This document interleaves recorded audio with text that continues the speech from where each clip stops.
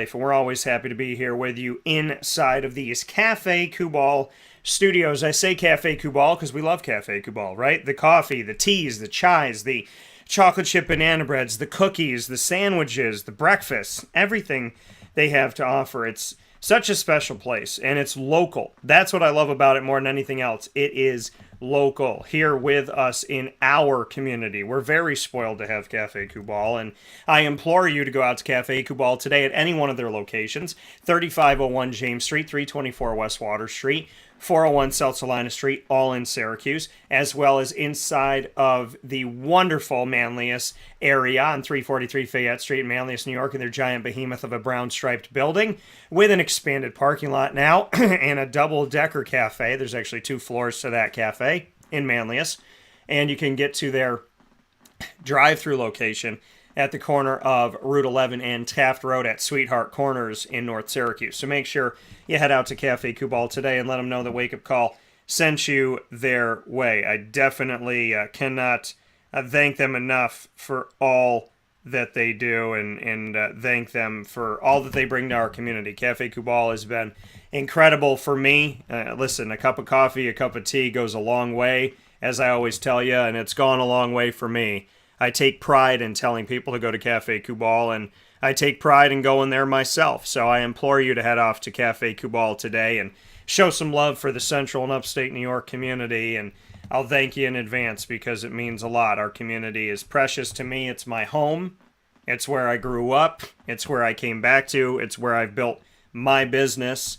It's where my business will turn 10 years old in July. So Cafe Kubal has a lot of meaning to me, and I'm very grateful to be connected with Cafe Kubal. So I want to thank you all for your support of the community and your support of Cafe Kubal and all the wonderful businesses that we're happy to work with here on Wake Up Call with Dan Tortora, where sports meets that thing called life. It's special for me to be able to work with these great companies, and I want to thank them all. I want to thank them all this morning. I'm very, very grateful for the media, so make sure you connect with them. Of course, a big thanks to Cafe Kubal, Carvel DeWitt, Wildcat Sports Pub, as well as Canine Camp Dog Daycare, Mon Pa's Kettle Corn and Popcorn Factory, PB&J's Lunchbox, Canine Campground, Dog Boarding, Pizza Man, Chick-fil-A Cicerone, Chick-fil-A Clay, Victory Sports Medicine and Orthopedics, Avicoli's, Honda City of Liverpool, Mother's Cupboard, and of course, we are extremely grateful and proud as another piece of my company that's really become a company within a company is my exclusive multimedia marketing partnership plans that any college or university can utilize anywhere in the world. We're proud to be the exclusive multimedia marketing partner of the Lemoyne College Dolphins, the Marywood University Pacers, as well as the Bryan and Stratton College Bobcats of Syracuse. So a big thanks to all of the wonderful companies that we have the absolute pleasure of working with and all of the great people in our community here and beyond.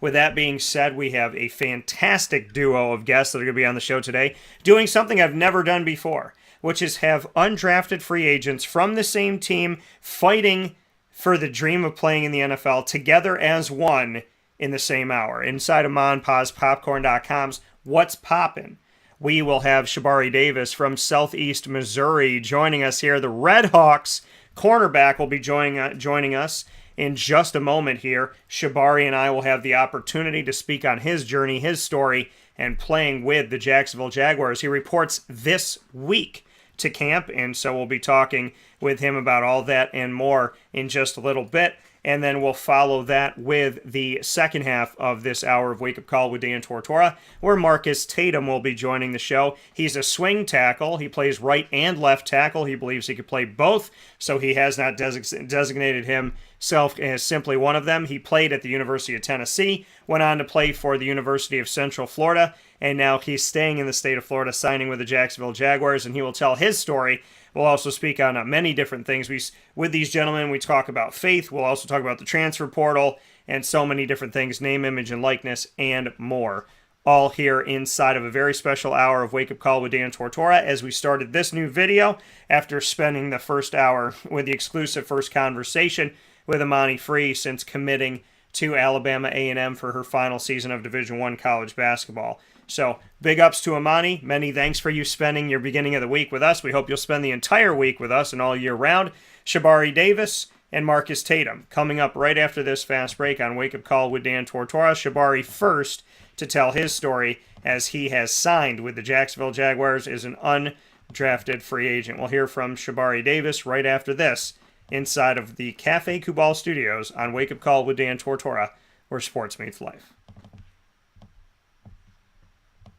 Carvel DeWitt, it's what happy tastes like. Do you know why? Because we make ice cream. Creamy, rich, flavorful ice cream. Not yogurt or iced milk like some of our competitors. Carvel DeWitt, it's what happy tastes like. Do you know why? Because we make ice cream. Creamy, rich, flavorful ice cream. Not yogurt or iced milk like some of our competitors. Ice cream. Fresh, by hand, daily. For the calorie conscious, we have something new for you. Our new Carvelite. Same great flavor, creaminess, and texture of our regular ice cream with only 35 calories an ounce. So whether you want an ice cream cake, flying saucer, dasher, carvalanche, hard or soft ice cream, we will satisfy your craving with our fresh, handmade regular or new Carvelite ice cream. Carvel DeWitt. It's what happy tastes like.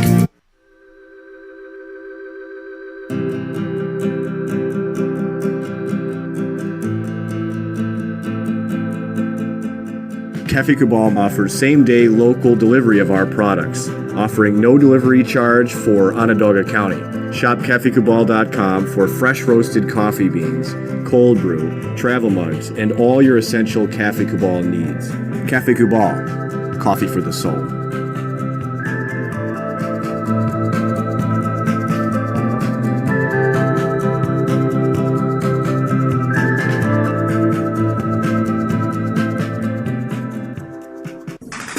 The Wildcat Sports Pub in Camillus, New York is located on 3680 Milton Avenue in the Home Depot Plaza. It is your family-friendly sports bar and restaurant. Folks, some sports bars aren't family-friendly. Some family-friendly restaurants are not sports bars. The Wildcat Sports Pub in Camillus, New York is proud to be both. It is that marriage that you've been looking for years. The Wildcat Sports Pub is your home base for your sports bar and restaurant needs, games for the kids, indoor and outdoor activities, and enough things on the menu to come back every single week and get to try something new. They're open Sundays from noon to 8 p.m., Monday through Wednesday, 11 a.m. to 11 p.m., and Thursday through Saturday from 11 a.m. to midnight. For reservations and party information, call 315-487-2222 for the Wildcat family-friendly sports pub and restaurant.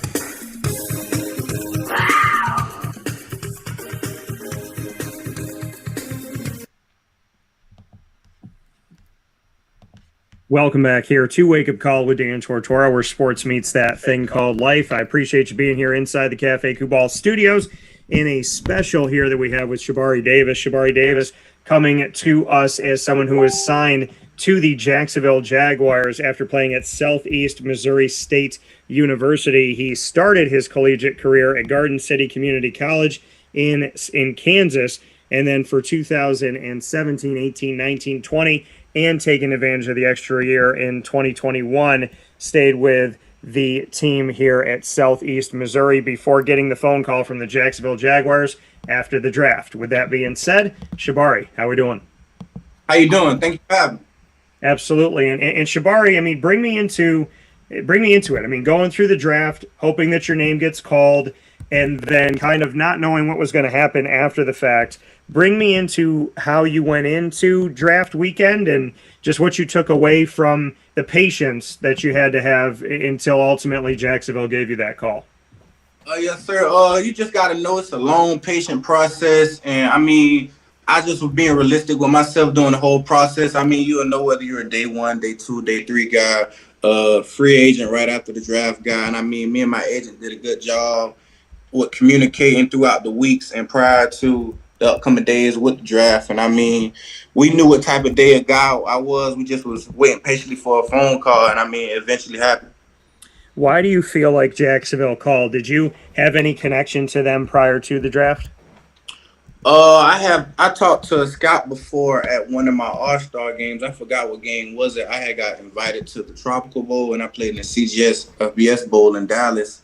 And I think I talked to one of the scouts at one of those bowls because I had them listed as the scouts I talked to. So I guess they liked it what they see. And when you spoke to the scout, do you remember anything specifically about that conversation? No, sir, not to be specific. So to get that phone call and know that you had some type of connection with Jacksonville before, when the draft ended, what's going through your mind at that time? Like you said, being realistic, working things out with your agent and whatnot. What were you thinking about on Saturday when the draft came to a close? Okay, so like right after it ended, my agent called me like around 4 o'clock, and he was telling me, okay, now this is the time that teams are going to be calling, asking, like seeing how's it going and stuff. And we knew that that was going to happen. A couple of teams called, so we basically were just playing the waiting game and seeing what team was really interested and what team came with the best deal. And I mean, Jacksonville was the place for me. What were, I mean, if you don't mind me asking, some of the other teams that reached out to you, because ultimately you had to make the best decision for you. So who did reach out? I was told not to tell. Okay. Fair enough. That's fair. But what was it about Jacksonville that felt like that was the right fit? When you're looking at the teams that did call you and offer you an opportunity, why did you feel like Jacksonville was the best one? It just came down to it. That was the best opportunity for me to earn a spot on the 50-man roster.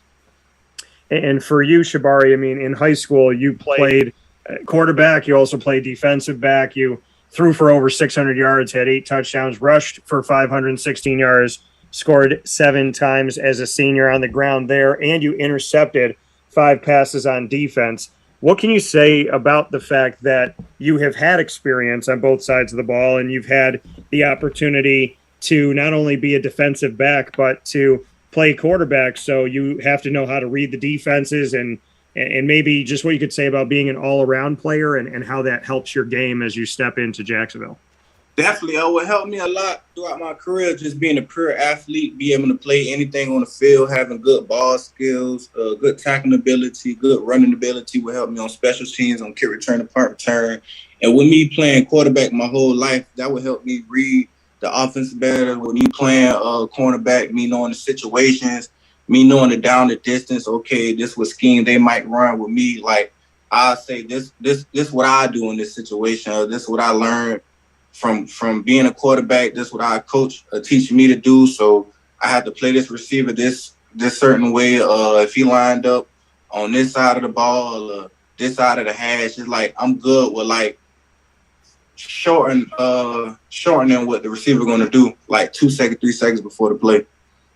And, you know, you growing up through your game here, you started your collegiate career at Garden City Community College, as I had mentioned. Bring me into your recruitment out of high school and how you ended up at Garden City.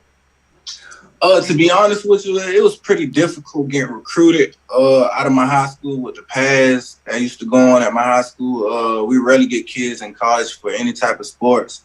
I really was the first one in like 9-8 years to even go to college to play football from my school. And I mean, I received my one and only scholarship the last month of school. And I mean, that was a blessing because I really wanted to play football. And I mean, I just took that opportunity and went with it. You know, and when you said it was difficult to get recruited out of your school, what would you attribute that to? Simply because they think it's less talent. Then it's a lot of high schools in my city, so a lot of kids get overlooked. Then my era when I was in high school, like you rarely see kids from the city. You might see it's like 10 high schools. You might see 3 kids total from out the whole area even go to college, whether it's D3, D2, FCS. And I mean, for me to get an opportunity even to go to any type of level to go play football, I mean, that was a huge blessing. You know, and you're coming out of Garden City, Georgia. So you talk about that community and so many high schools and whatnot. What did you learn about the adversity of that, you know, trying to get a look, trying to get an opportunity, trying to find a fit? How did that make you not only a better player, but a better person to say, hey, listen, there's so much talent here. There's so many teams here in Georgia How did you use that to maybe fuel you and demand that people take a look at you? At the end of the day, with the process, I knew I was good enough. I knew it wasn't because of my playing abilities, like things I can't control. So I learned to control what I control and just trust God and just grind every day. So, I mean, it's great talent in Georgia. So, I mean, I knew I was one of the good kids that was good at it, but I just knew it's a lot of things I couldn't control and I couldn't complain about it because that wasn't going to make the situation better. I just had to wait patiently and trust God. And I mean, eventually that paid off. Here on Wake Up Call with Dan Tortora inside the Cafe Kubal studios with an undrafted free agent signee, Shabari Davis, to the Jacksonville Jaguars. Shabari, you mentioned faith a few times there. It's extremely important and imperative to everything that I do. Why do you have such a strong faith, and what can you say about God's role in your life? What helped me with that, we had a guy by the name of Mike Lynch at Southeast Missouri. He was our faith director, and I mean, he had a great talk with me 3 years ago, made me open up my life more about and letting Christ in my life. And I mean, since then, it's just life has been better since then. What did Mike Lynch say to you that resonated with you so much to have God in your life? The main thing, because I was the type of person that just always prepared for the worst, and he said, preparing for the worst, you how do I want to say it? Like, you missing out on the best and the opportunity. So with that, like, he just told me, like, you have to control what you can only control, and you just have to let God do the rest. And I mean, it just made so much sense because I stopped preparing for the worst and just did what he said do, and it just opened my life up more. Why were you always expecting the worst? Just because I've been let down a lot in life. Like, even with what I could say examples in sports, like, I just always been overlooked. And being overlooked and being in a situation where, you know, you've had to prove yourself over and over again. How have you turned that from a negative into a positive? How do you let that chip on your shoulder fuel you, so to speak? Because I just knew the end results. I mean, if I did what I had to do, like say, for example, I come to a team with 10 cornerbacks and I know my ability. If I'm trying to make the roster, I'm not worrying about what those guys could do. I'm just mainly worrying about what I could do. As long as I do what I do and prove to what I can do, everything's going to be okay. Shabari, looking at the Jacksonville Jaguars, you said coming onto a roster, you know, even if there's 10 cornerbacks, knowing that you do what you do. I mean, looking at the Jaguars, they brought in Shaquille Griffin last season, and they've also utilized Tyson Campbell, who they had drafted recently here. Trey Herndon has tried to make his hay. Monterique Brown was drafted late. Gregory Jr. was also drafted this year. They have Chris Claybrooks, Xavier Crawford, Rudy Ford, and so on and so forth. What made you believe that this was a secondary that you could find a place in and be a part of the depth chart there in Jacksonville? It's not mainly that I looked so much at the players and knew that I had a chance. Like, they have some great veteran corners in there that I could learn from. I just felt like it was a better opportunity to, like, I could even earn a spot on special teams to go in and play. And then the conversation with the scout and my agent, I mean, it just felt like that was the best opportunity. So it wasn't so much of me downplaying the players that I have a chance to play, because it's great players I could learn from.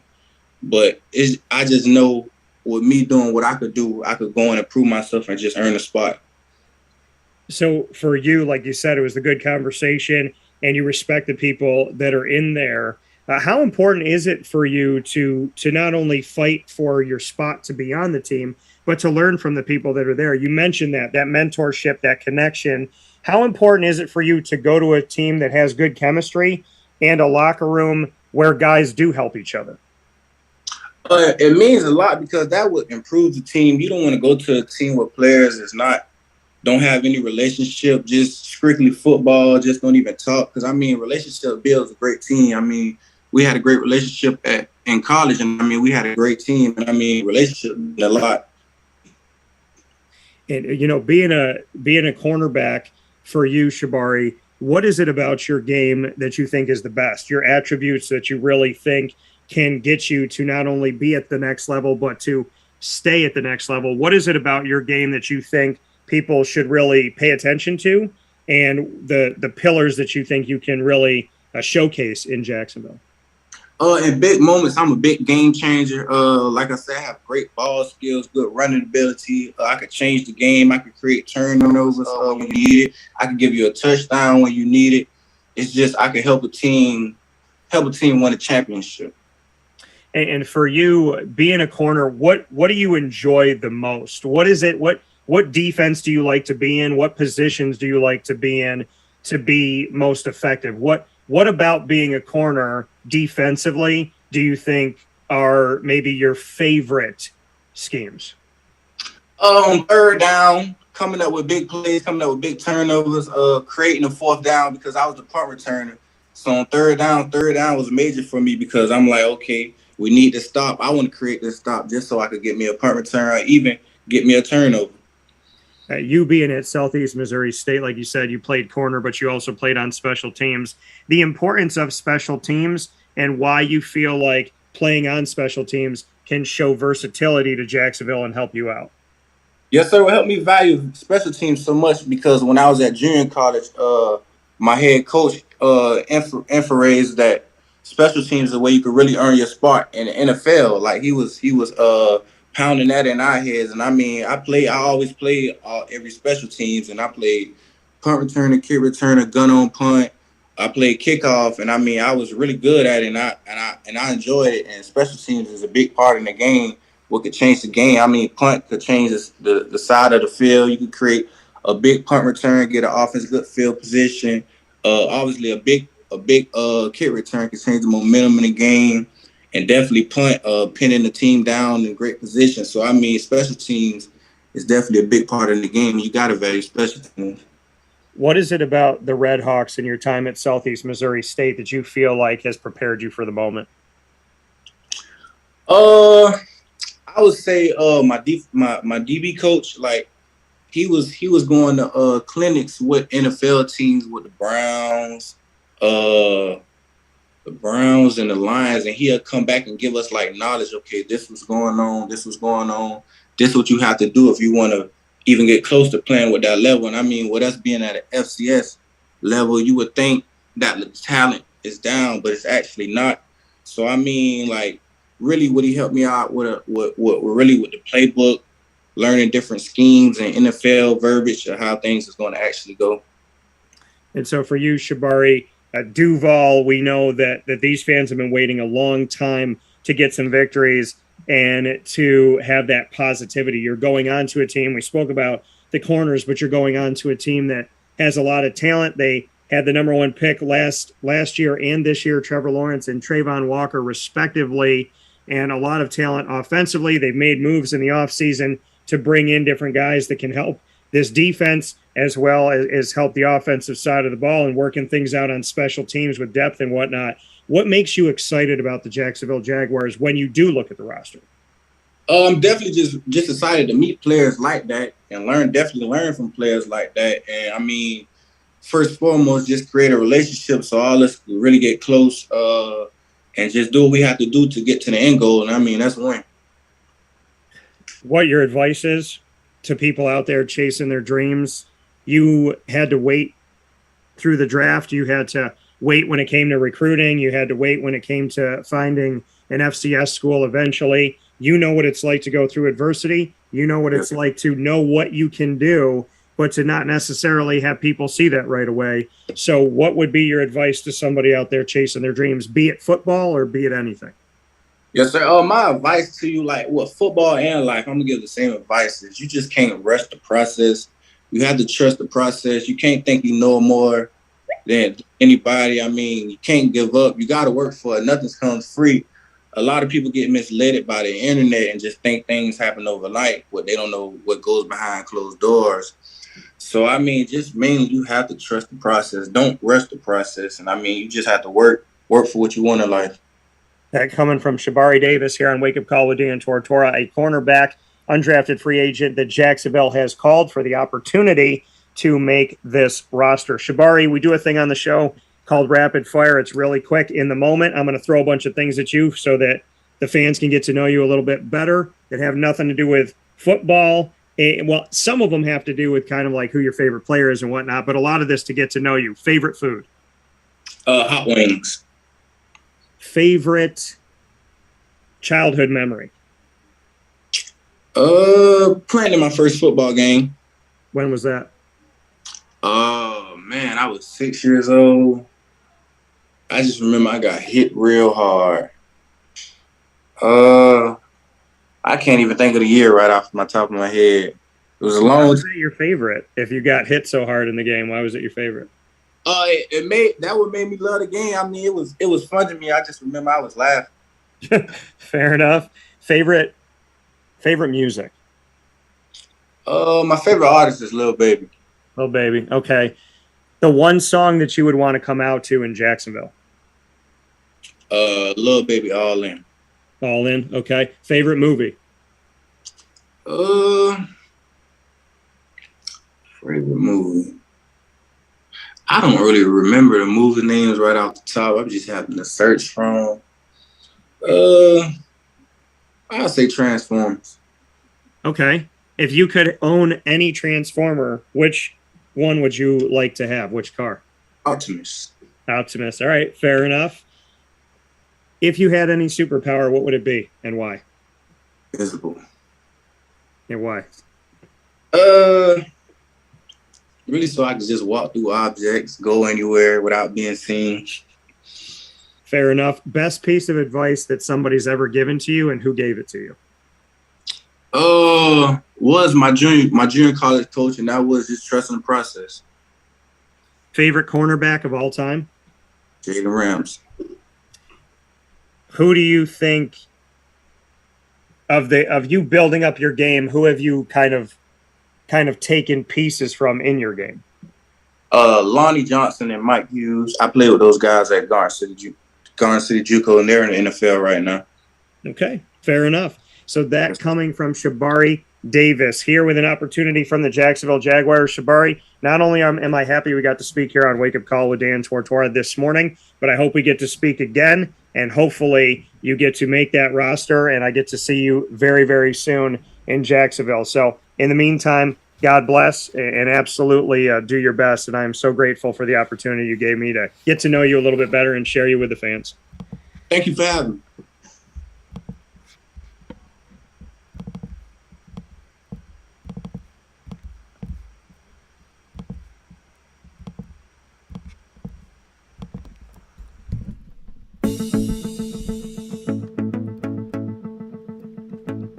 Avicoli's, located on the corner of Route 57 and Wetzel Road in Liverpool, New York, has been your trusted neighbor for decades. Located just steps from Liverpool High School, we're happy to have the Liverpool Warriors on-site, on-location broadcast at Avicoli's through Wake Up Call with Dan Tortora every single month, featuring student athletes, coaches, and administration throughout the year from Liverpool High School. Head out to Avicoli's today on the corner of Route 57 and Wetzel Road in Liverpool, New York, open Tuesday through Sunday for lunch, dinner, and drinks. We'd love to see you out there. And of course, you can call them at 315-622-5100 for takeout, delivery, and catering. That's 315-622-5100. And also find them on myavicoli's.com. That's myaviccollis.com.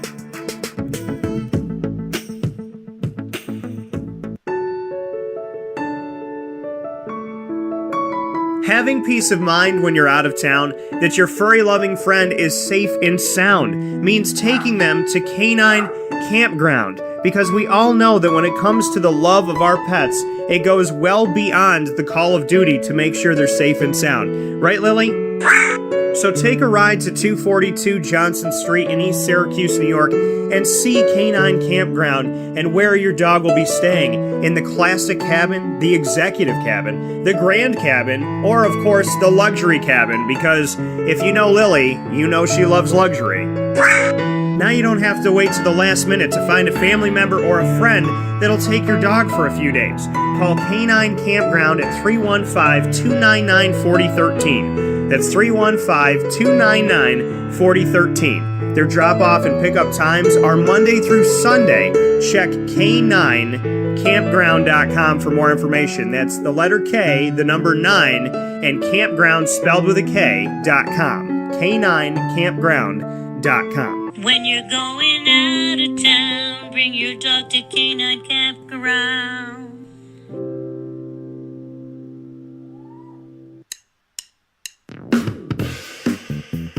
PB&J's Lunchbox, the food truck that you love finding all throughout central and upstate New York, now has a street-side cafe. So when you're craving their traditional favorites as well as their out-of-box amazing menu items, you can now head to 663 Old Liverpool Road in Liverpool, New York. Located just minutes from the highway, the Thruway, Destiny USA, and Onondaga Lake Parkway, PB&J's Lunchbox Street-Side Cafe is there for you Monday through Saturday from 9 a.m. to 7 p.m., serving breakfast, lunch, and dinner all throughout the day. Get breakfast for dinner, dinner for lunch, whatever you fancy, including their award-winning grilled peanut butter and jelly sandwich. Find them at 663 Old Liverpool Road in Liverpool, New York. PB&J's Lunchbox, where we love to know what's in your lunchbox.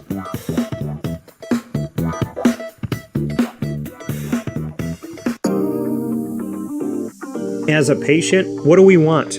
To be cared for, to be listened to, and to have someone walk us through the process on our path to victory. Victory Sports Medicine and Orthopedics does all of those things beautifully, with Dr. Mark Petropoli leading the team on 791 West Genesee Street in Skaneateles, New York, located minutes from beautiful Skaneateles Lake. Whatever your injury may be from head to toe, preventative care, rehab, physical therapy, laser therapy, and surgery are all available at Victory Sports Medicine and Orthopedics, where they care about us, they listen to us, and they understand that everyone's path to victory is a little bit different. Let them help you on yours by calling 315-685-7544 to make your appointment today. That's 315-685-7544. And find out more information at victorysportsmedicine.com.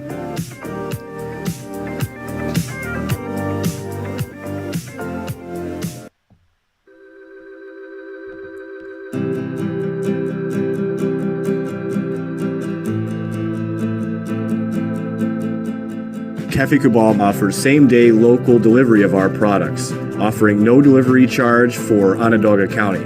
Shop cafekubal.com for fresh roasted coffee beans, cold brew, travel mugs, and all your essential Cafe Kubal needs.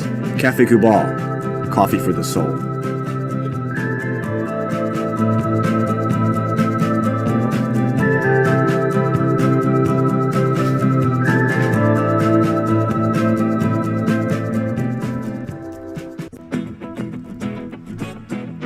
This is Amy from Mother's Cupboard, home of the whole frittata. We are open daily 6 a.m. to 1:30 p.m. For takeout orders, call 315-432-0942 and tune in to Wake Up Call with Dan Tortora for our monthly food challenge and try our Wake Up Call signature menu item available 7 days a week. Here at Mother's Cupboard, we are Central New York, and it's our honor to serve you. Ma and Pa's Kettle Corn and Popcorn Factory remind us that every day is worth celebrating. Find them at 201 Old 7th North Street in Liverpool, New York. Open Monday through Saturday in-store and all the time online at maandpaspopcorn.com. Serving our Central New York community and beyond, you can order all throughout the country at maandpaspopcorn.com. And remember to get your tins, which have in-store half-price refills forever. Ma and Pa's Kettle Corn and Popcorn Factory, available to you for fundraising and all of your events by calling 315-450-6272. That's 315-450-6272. Ma and Pa's Kettle Corn and Popcorn Factory. How corny are you?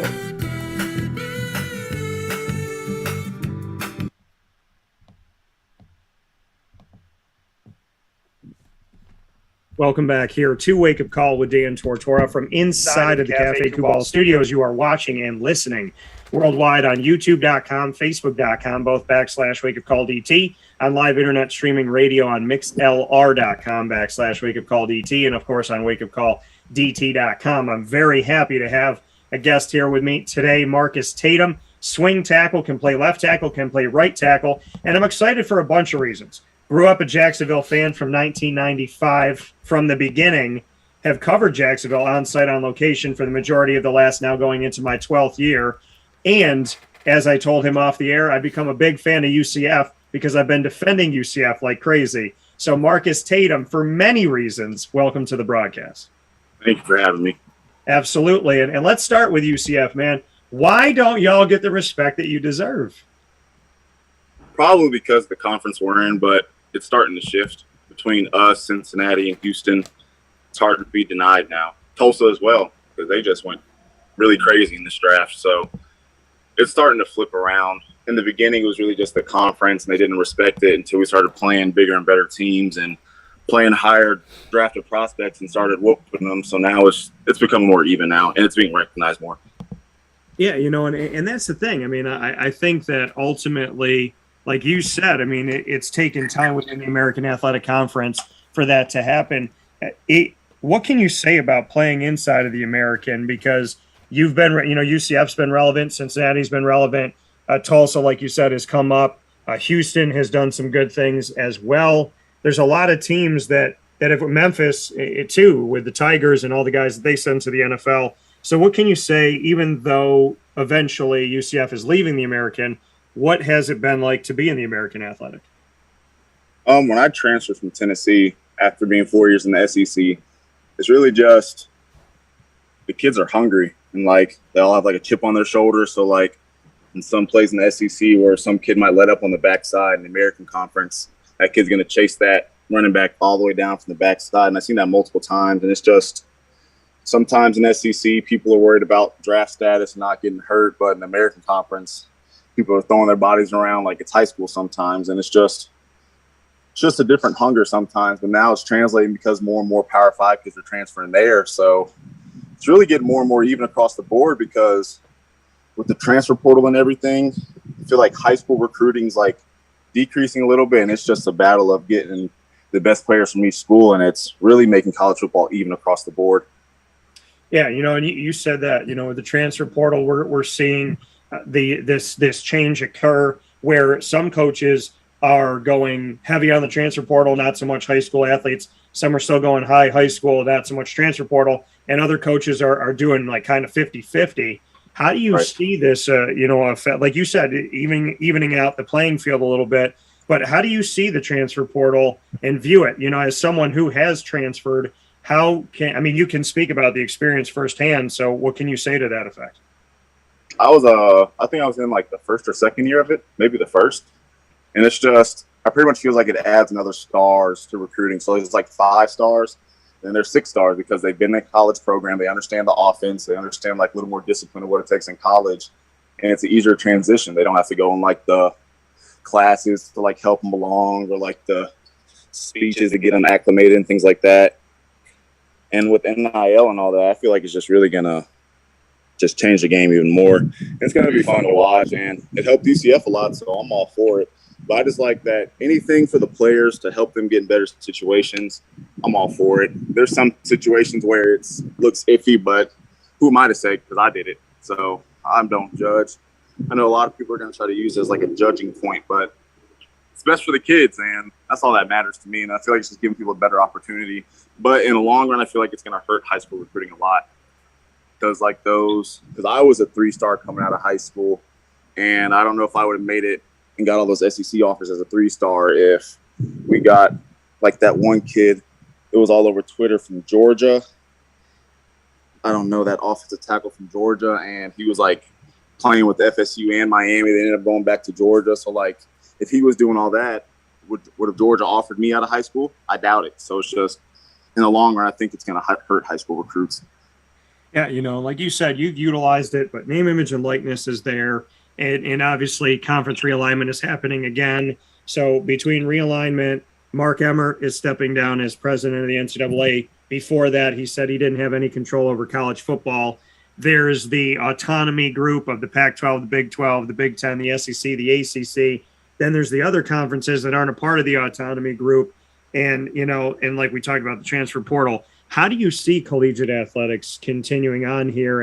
And you said, obviously some control going to the players. Coaches could tell you they were going to stay and leave the next second. They can promise you the world and go away. The NCAA makes billions of dollars off of student athletes, and you guys weren't getting any of that money. Now the transfer portal gives you control. Now name, image, and likeness gives you some money. How do you see this shift? And with all of these things happening in college sports, I know you're out of it now and heading to the NFL, but what's it going to look like, in your opinion, as we go forward? Depends on the atmosphere of the coaching staff. It's like, I know Coach Malzahn does a great job in supporting us in NIL and wearing all of our shirts and stuff like that. But if your coach is, not for you really, and he's like all against it, not really trying to help you, then it might be bad. But I remember we were sitting in meetings. Coach Malzahn was all for it, but he was just saying we were going to do it right. We weren't going to break any rules. Nobody was going to get in trouble for it. So we were going to sit here and we were going to learn it inside and out as a team and as a coaching staff. And we were going to learn it. But I just feel like it just all depends on your coaches and if they support the players truly or not. Because that's what's going to come down to. Everybody says they're for their players and stuff, but now it's really going to show, like, are you going to help your players, like, make their own brand bigger than yours and beneath yourself for your players? And I feel like Coach Malzahn did that instantly the moment he found out he could, and we really appreciated that.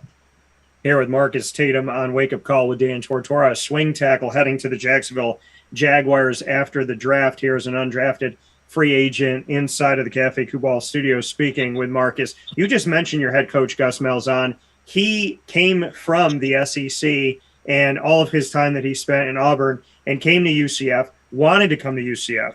And in all my coverage of the American Athletic, I've seen coaches poached pretty much every single season to go into the autonomy group, the quote-unquote Power Five. Gus did the opposite. He came to UCF. He wanted to be at UCF. He spoke about the importance of this, that potentially maybe this is his last stop.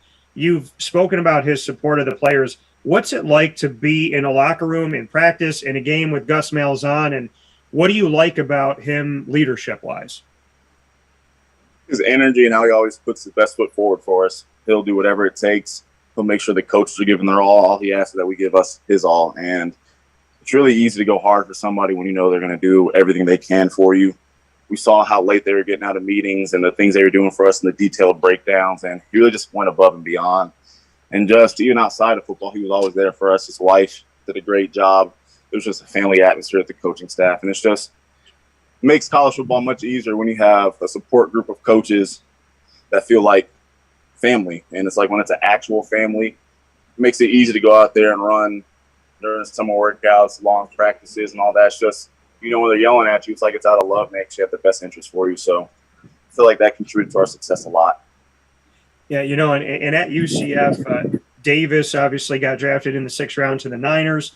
And then we saw Cole Snyder head off to the Green Bay Packers, Big Cat Bryant going to the Dallas Cowboys, Brandon Johnson to the Denver Broncos, and you to the Jacksonville Jaguars. What can you say about your teammates and what they bring to the table, and either drafted or undrafted, what this group looks like that's heading into the NFL? If KD wouldn't have got hurt, he would have been a top 3-round pick because he would have finished that year because nobody could block him all year. Brandon, when we were at Tennessee together, he just really wasn't getting the looks with the ball and stuff. And the moment he did get the looks, he led the whole conference in touchdowns and still didn't even – I don't even think he got any all-conference awards. But he led the league. And I think, he led the league in reception touchdowns. I think with 11. And then Big Cat, just a monster off the edge, a great motor, and he's just hungry. He has a chip on his shoulder. He came from the SEC as well. And then Cole, I think he started like 46 games at UCF, and he's just a monster. Every time he pulls, he's just sacrificing his body, trying to knock somebody out. And it was really fun playing next to him. And so for you, as you have this opportunity to move forward, you decided, like you said, to come from Tennessee, to come from the SEC and come to UCF. What was it about UCF in your transfer portal experience that really sold it to you that this was the right place to have that extra, that other year in your time in college before you made a jump to the NFL? Why did you feel that UCF was going to be the right fit, as obviously you were eyeing a look to play professionally? And honestly, I really clicked with the offensive line. That's first and foremost. You have to have a good room that you want to be in. And then a big factor was Dylan Gabriel. Man's a monster. He's going to get the ball out. He's going to throw bombs. He's going to lead the offense. It was just a really easy selling point to go and block for him, and then coach hype in that offense. And then just the atmosphere of Orlando and UCF, it's just fun to be around. Like, Tennessee was like a little more old school and traditional, but you walk into UCF's game and it's like a party. It's fun being out there. It's like you're getting cheered on by people in your age group, and it's just different. There's not like 80-year season ticket holders. It's like the alumni are like 20 years older than me. So it's like the experience is better, I could say that. Has UCF arrived, or do you feel like it's still arriving? How do you view UCF on the national landscape? I think they've been arrived. They arrived before I got there. Now they're arriving even more. And it shows by the amount of players that they're getting right now and the players that we're putting out. And the success is going to be there. Like, I think I didn't even play with them, but Gabe Davis went crazy in the playoffs. Mm-hmm. And then the Griffin twins. And then McKenzie went off to Florida State, still did well. Latavius Murray. There's been so many people, and then a lot of these guys I don't even know. But then, like, I heard of them when I was at Tennessee, and it's just – I think it's been arrived. It's just – this doesn't get as much attention because people don't want to respect the conference. But then Cincinnati gets – I think they had 9 people go. So it's like they don't have to – like, the football world doesn't have to respect us, but the NFL does. And that's all that matters, honestly. Yeah, and the NFL has definitely done so in that respect. And you bring up a great point with Cincinnati sending 9 and Desmond Ridder being the second quarterback coming off the board outside of Kenny Pickett. So I agree with you. I think UCF has more than arrived. So you play swing tackle. You could play right. You could play left. Bring me into why you feel you can be versatile on both ends. I've talked to guys that have also played swing and had to play part of their collegiate career at left tackle, right tackle, some guys switching mid-season, and they've spoken with me about the mechanics and training their body. Some people say that it's easy. Some people say they had to stand in a mirror and constantly train themselves to get right. What can you say about your experience of learning how to play left and right tackle and just how it comes to you at this point and what that has really turned into, and if it was hard to be able to transition initially? It's really just attacking it and just not thinking too much about it. Because when I really think about it, actually, one of my beginning games at left tackle was against Josh Allen. It was at the Jags. But then I went to UCF, and then I played against Majay Sanders at right tackle. And then last year I played against him at left tackle. And then so it's just really just about feeling the speed. It feels different sometimes on your kick leg, but I felt great speed on both sides. So I just feel like getting that feel. That's what a lot of people feel like it's different. It's all cool and fun in practice, swinging back and forth, but until you swung back and forth, when it's game time and the lights on and you got a good rusher in front of you, you can't really tell how it's going to happen. So really just focusing on my weight distribution. But now it feels so natural that at Tennessee, the UAB game, I did it in the middle of the game. I was going from right and I went to left because I played against another kid that went to Jacksonville, went to UAB, the DN. I actually didn't even play that well against him. I played like average, but I was flipping back and forth in that game too. And just it's all about weight distribution. But at this point, I feel the exact same now on both sides. And you talked about going up against Majay Sanders, who's a native of Jacksonville, and then going up against Josh Allen, who's in Jacksonville. What did you learn from some of those experiences and those takeaways from obviously very competitive guys, and one of them that you'll have an opportunity to potentially go up against in practice? That I can't watch their head. That's something Josh does really well. I've been on a head fake once, and I gave up. I think I gave a sack to him because I bit on his head fake inside. So it just taught me just to focus on like a midpoint in their jersey, just to focus on that and not bite on it because they're going to sell a lot to get around you because they're talented and they can bend the edge a lot harder than most people. Because most people, I'm long enough and I can kick fast enough to just run them around. But with them, when they put that foot behind me and they turn that edge and they dip and rip, it gave me an experience that many people can never say they can get. So a lot of people don't know what the league's going to be like, but I've played plenty of players in the NFL, and now I just feel like I have a better experience going into this. I'm not really nervous. It's just I know what I have to do. I know what they can do. I know what they're capable of, and I know what they've been blessed with. I know what I've been blessed with. I just got to use it. And you spoke about obviously having your time in the SEC before you came to UCF. Is the SEC essentially, the almost NFL, or feel like the NFL, because you said you've gotten so much experience with guys that have moved on to the NFL? You've seen that playing in the American Athletic with multiple players drafted, and you've also seen that being at Tennessee. What can you say to the fact of what the American is brought in and what the SEC does really top to bottom in the conference, that at least from my perspective, it feels very NFL-esque? And if you look at Jacksonville's roster in and of itself, 3 of their 5 offensive linemen on the roster right now that would potentially be starters if the game were to go on today are from the SEC. Yeah, well, they got Cam Robinson, who's one of the mecca left tackles in our generation. Between him, I remember watching him and, the one who went to Ole Miss. What was his name? Greg? Well, no, not what was his name from Ole Miss? They're gonna have the Ole Miss offensive tackle. Yeah, that had the gas mask. And do you know where he's at now? I think he plays for the Texans. Yeah, so the Ole Miss offensive tackle that you're talking about, because I'm thinking about somebody else here. Are you talking about Tunsil? Yeah, Tunsil. So between them two, it's like growing up and seeing them, and then even watching Alex Leatherwood and Jedrick Willis, and then Juwan, who's there right now. It's just been a group of tackles. It's been really good tackles, and it was fun to be a part of that. But then they definitely succeeded more than I did, and it was just humbling just to watch their tape and just learn. And just being in that, it really is NFL-ish, because look at who's out there right now. And it's people directly from these teams, from both at SEC, AAC, and it's actually really cool to see. And just watching them growing them and then going in there and playing against them and competing against them team to team, it's fun. And I don't know, it's really – the AAC is really carrying its weight. And I know it's just not going to get a lot of respect because it doesn't sell. You talk about Tennessee, it sells. You put articles about Tennessee, it sells. You talk about UCF, doesn't really sell, but they're producing. Yeah, and that's the thing. Like you said, they don't have to recognize us in college because they recognize us in the NFL.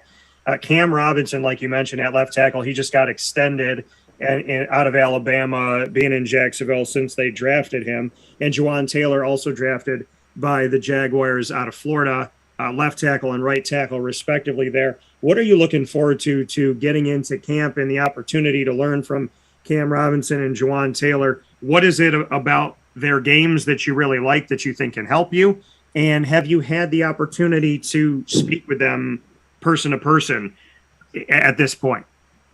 No, I haven't. And then my goal in camp is to shut up and listen. They've been there, they've done that. So just to sit there and soak it all in and just be humble and go to work. But I would want, if it was a perfect world, I would love Cam Robinson's feet and Juwan's punch, so I can see a little bit from both of them, because Juwan punches people and puts hole in their chest, and I think Cam could dance in front of a jackrabbit if he had to. So they both have respect of their own talents, and I'm just going to try to soak it all in. Marcus, before I let you go, what makes you so humble? I mean, we've had over 3,000 people join this show here on Wake Up Call with Dan Tortora, and I don't think I've ever heard somebody say, I'm going to shut up and listen. That's what I'm there for. What creates that humble nature about you? That was the way I was raised, and there's no point in being a cocky person, because it'll all be taken away from you quickly. So I've been blessed with the opportunity, and it's just, I'd rather soak up the blessing than waste away smelling myself and just being conceited, because at this point in time, I'm already in a blessed position just even signing it. I know some of my friends who didn't even sign anywhere, so I just got to be grateful and just keep pushing. And then I know the hard work will pay off, but at the end of the day, I still want to be a good person. Money doesn't change people. And a lot of people think once you get to the league, you automatically turn like some multi-billionaire who doesn't talk to anybody, any of that. But it's just like, there's no need for that. Like, I don't know. It's interesting how that dynamic changes with people, but I don't think I ever will. There's no point. And I'd rather be humble and just be a normal person in the crowd than be above everyone, because that's just a weird feeling, and I really hate attention. So what is it about, you talk about that, being humble and that's the right thing to do. What can you say about your circle, the people that you feel are the best to help you to be the best you can be? I tell people all the time, I don't have any yes men in my life. I don't have any yes men or yes women. I have people that are going to tell me the truth. Who's in that circle for you that are always going to kind of challenge you to be your best self? I remember Trey Smith was one of my best friends, and he went through hell and back with his medical issues. Should have been a top 10 pick, went 6th round, been through the ringer, then ended up starting all the games with the Kansas City Chiefs and absolutely balled. But the draft night, I was getting frustrated. He was just pretty much saying to shut the hell up and just put your head down and go to work, because at the end of the day, it doesn't matter, because you still have to make the active roster at this point anyway, and you guys are all going in with the same opportunity. And there's a lot of my friends who've been in the NFL, and they're just like, don't get caught up in the hype, because you might see all these people getting took everywhere, but you got to realize there was like 20-something first-round picks.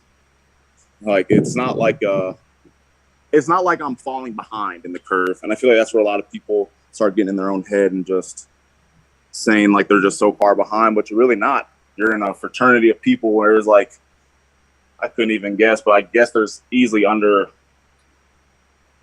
1,500 people in the NFL in general amongst all the rosters.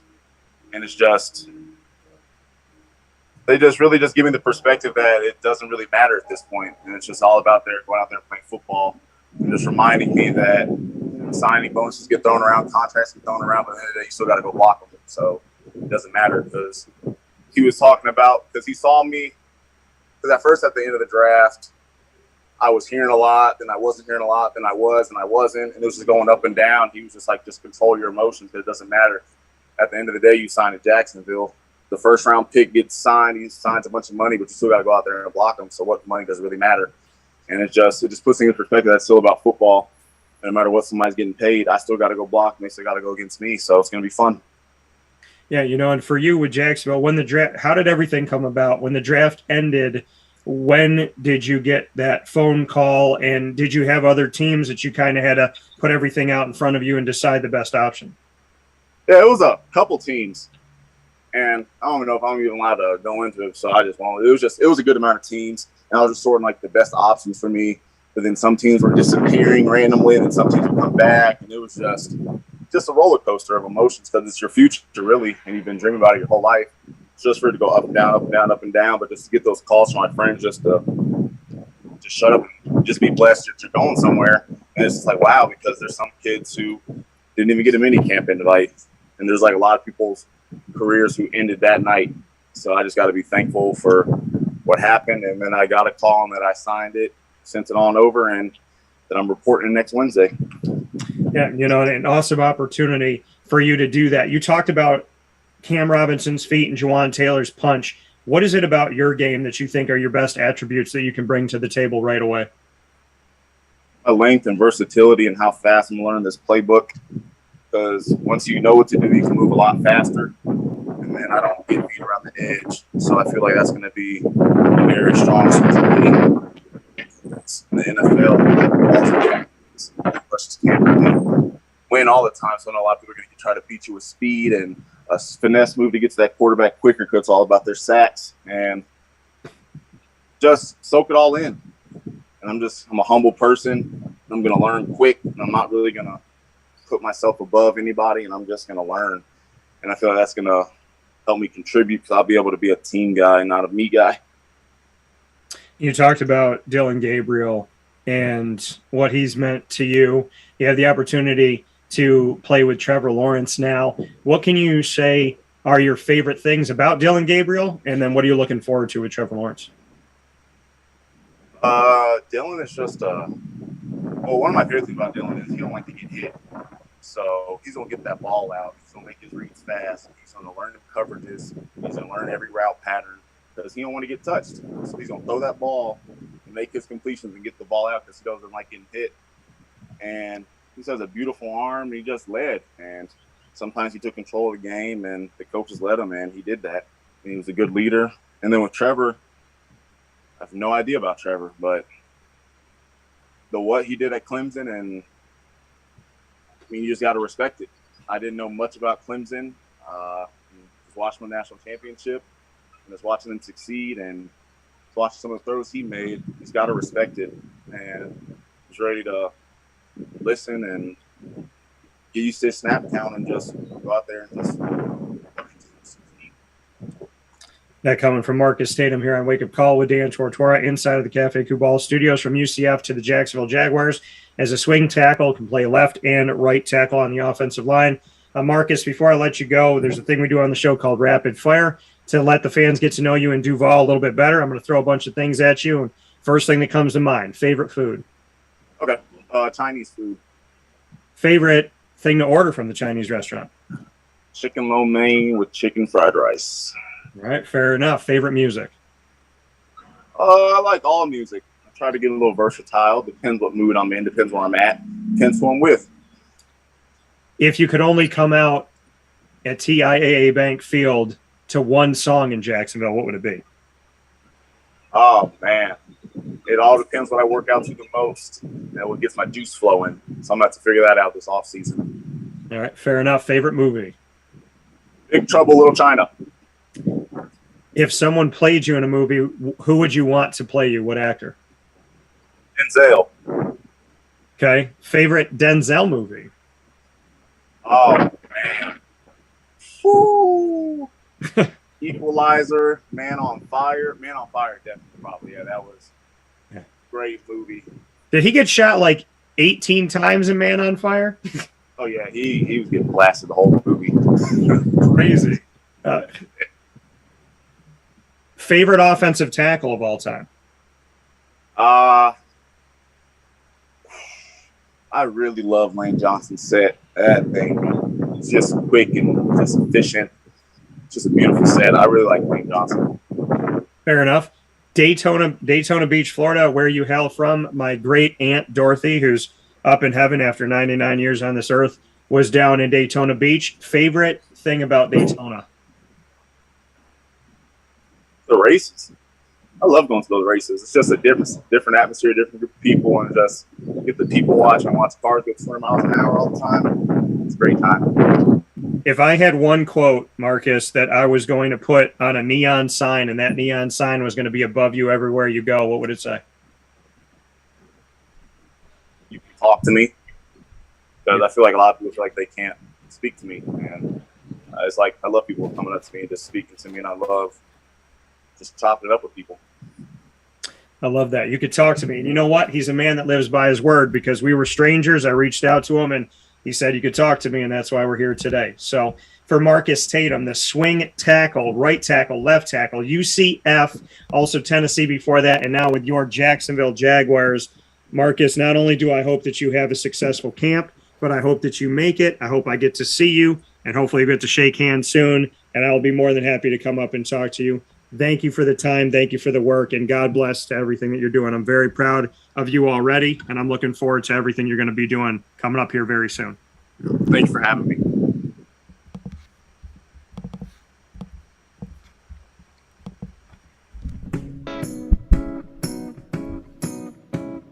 In these unique times, there are those in our community that give us a sense of normalcy and positivity. Pizza Man on 50 Oswego Street in Baldwinsville has been here for you for over 35 years and is here now.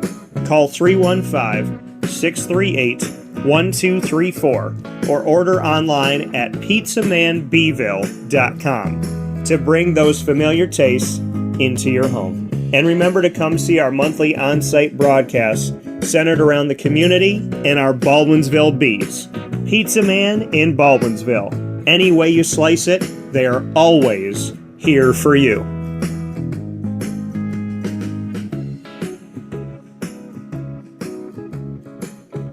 This is Jimmer Sikowski, owner-operator of Chick-fil-A Cicero, 7916 Brewerton Road in Cicero, right in front of the Home Depot. I had a deep feeling that God wanted me to do something bigger with my life and to help people, help others. I kept putting Chick-fil-A in my life, and I realized as I was going through the franchise selection process that positively impacted the lives of others was really core to what we do here at Chick-fil-A. First of all, it starts with the food. The food is brought in fresh daily. We bring in local produce. We prepare to order in the kitchen. We hand bread our chicken. We hand spin our milkshakes. It's great food. It doesn't taste like fast food. I think the second thing is the way people feel when they come in a Chick-fil-A restaurant. It's different. We try to treat people with intentional kindness here, which is very different and deeper than good customer service. And so I think it feels remarkable for most people to come in a Chick-fil-A restaurant. And then lastly, the impact that we try to have in the community is very different. It's a big part of the expectation of every operator of a Chick-fil-A restaurant is that they're actively engaged in their community, they're a leader in the community, and they're making a difference. When they realize that what we're striving to do is to shine a little light in their life, that's a very, very different experience than you will have at any other quick service restaurant. And it's that remarkable experience that I think people will emotionally connect with. I'm George Townsend of Honda City with some good advice when buying a new car. The true cost of owning a new car is determined by the appraised value when you trade it. No vehicle appraises higher than a Honda. Next, look for low APRs and deep discounts. You also want low maintenance costs and great fuel economy. That's why my advice to you is to buy a new Honda. Looking pre-owned, visit our Honda Certified Used Car Center. Honda City, 7140 Henry Clay Boulevard, Liverpool, or HondaCity-CNY.com. It would be a pity if you don't shop at Honda City. Our corporate purpose at Chick-fil-A is to glorify God by being faithful stewards of all that's entrusted to us and to positively influence all those who come in contact with Chick-fil-A. And what became increasingly clear from our success in Cicero is that people love Chick-fil-A. And also I think we recognized that, we had a great opportunity to grow the brand and grow our platform. I felt incredibly grateful when I was selected to be a Chick-fil-A operator. I think what it's meant for me, what I've come to realize on a very deep level is that this is a calling for me. It's not a career. It's not a job. The Lord called me to be a Chick-fil-A operator and to use these restaurants to glorify Him and to positively influence other people. I'm blessed. I'm very blessed. Head to Chick-fil-A Clay on 3974 State Route 31 in Liverpool, New York.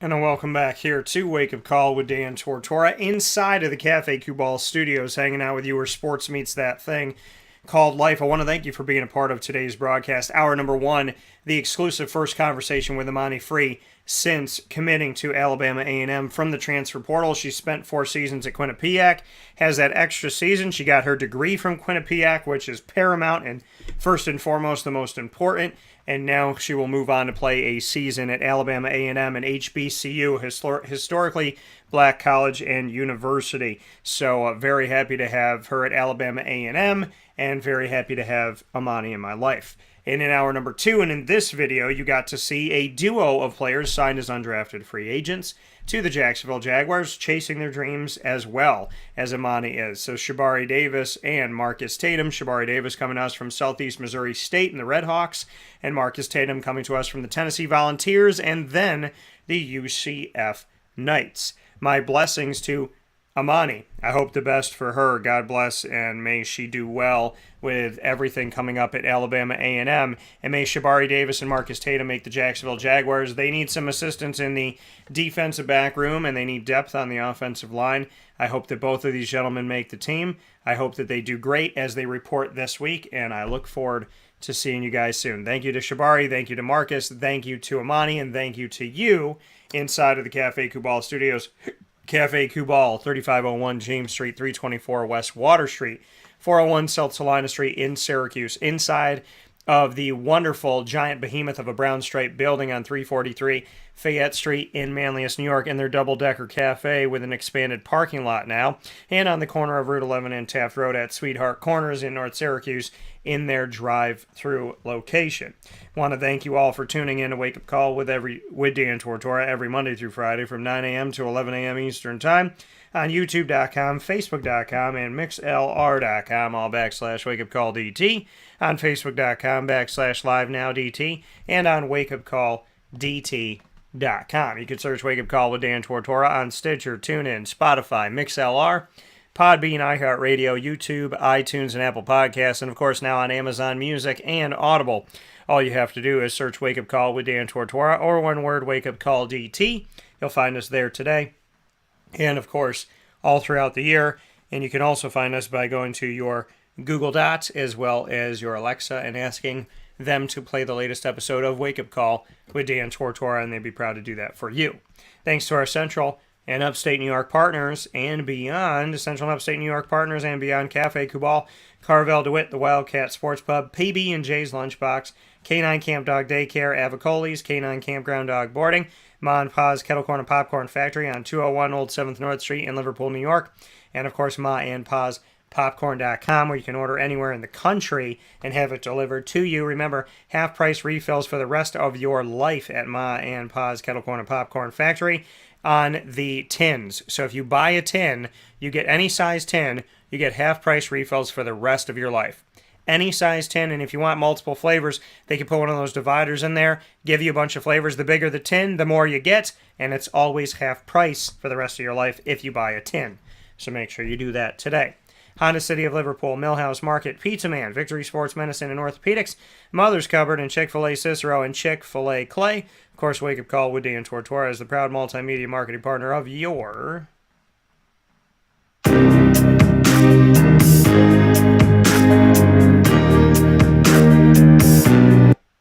Lemoyne College Dolphins. It is Fins Up every single Wednesday at Dolphin Time. Wednesdays at 9 a.m. Eastern Time, we have Dolphin Time, which features every first and third Wednesday AD and DT with Athletics Director of Lemoyne, Bob Beretta, and myself, Dan Tortora, a.k.a. DT. And every second and fourth Wednesday, the Dolphin Dive, where we dive into the stories of student-athletes, coaches, administration, alumni, and future Dolphins. Check it all out every single month on Wake Up Call with Dan Tortora, Wednesdays at 9 a.m. Eastern Time. And, of course, our specials we do throughout the month. You never know what's coming.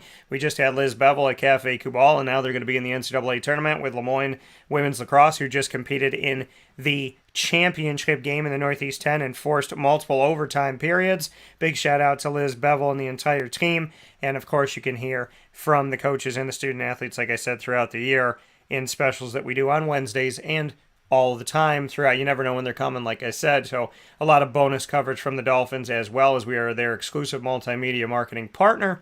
And of course, you can find them on youtube.com/wakeupcalldt. Click subscribe, and on the Lemoyne tab of wakeupcalldt.com. For more information, go to LemoyneDolphins.com.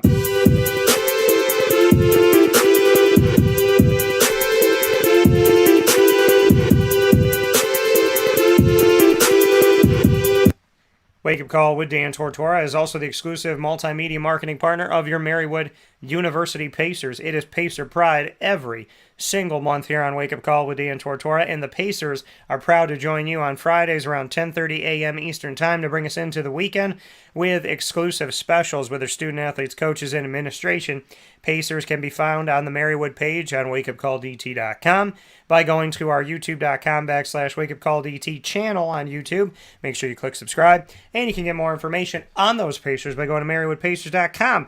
Big time shout out to the fantastic baseball season, softball seasons, as well as what men's and women's lacrosse have done this season, and cross country and track and field on the men's and women's side, all coached by Rob Aarons, has been absolutely, undeniably incredible at Marywood University. Shout out to my Pacers, my alma mater, and let's go Pacers. Check out what Pacers can do all throughout the year. And go to marywoodpacers.com for more information.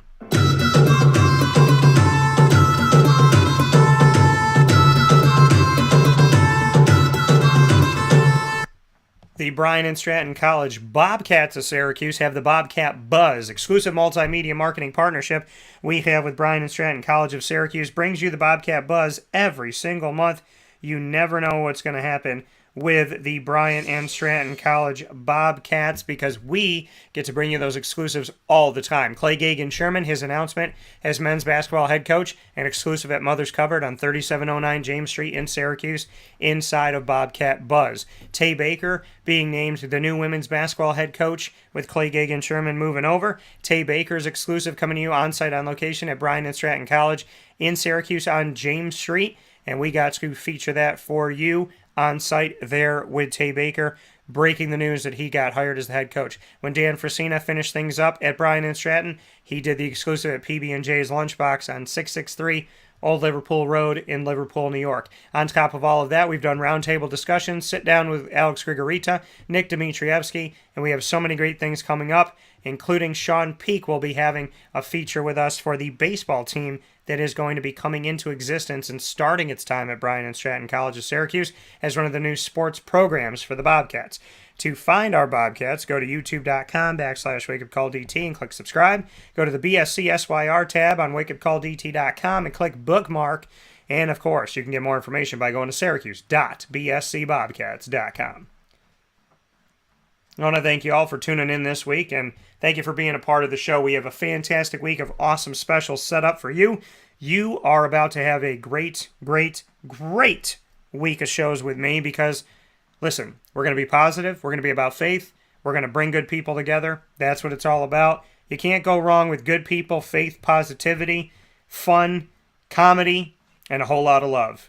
So thank you to Shabari Davis. Thank you to Marcus Tatum. Thank you to Imani Free. And thank you to you. Find us on Facebook at WakeUpCallDT, Twitter at CallDT, and Instagram at WakeUpCall_DT. And in the meantime, as always, God bless. No stress. Do your best. I can't wait to talk with you all soon. And please, have a happy Monday. And at noon today, during your lunchtime, watch our newest edition of The Light Between Us, an exclusive feature coming to you from Wake Up Call with Dan Tortora in our partnership with Chick-fil-A Cicero and Chick-fil-A Clay, as we get to feature their team members and their team members' journeys on faith, on getting to Chick-fil-A, on how they spread positivity, and how they live their life. If you're looking for something to uplift you, which who wouldn't be, you want to watch today at noon as Katie McMahon shares her story from Chick-fil-A Cicero on youtube.com/wakeupcalldt. We'll see you there.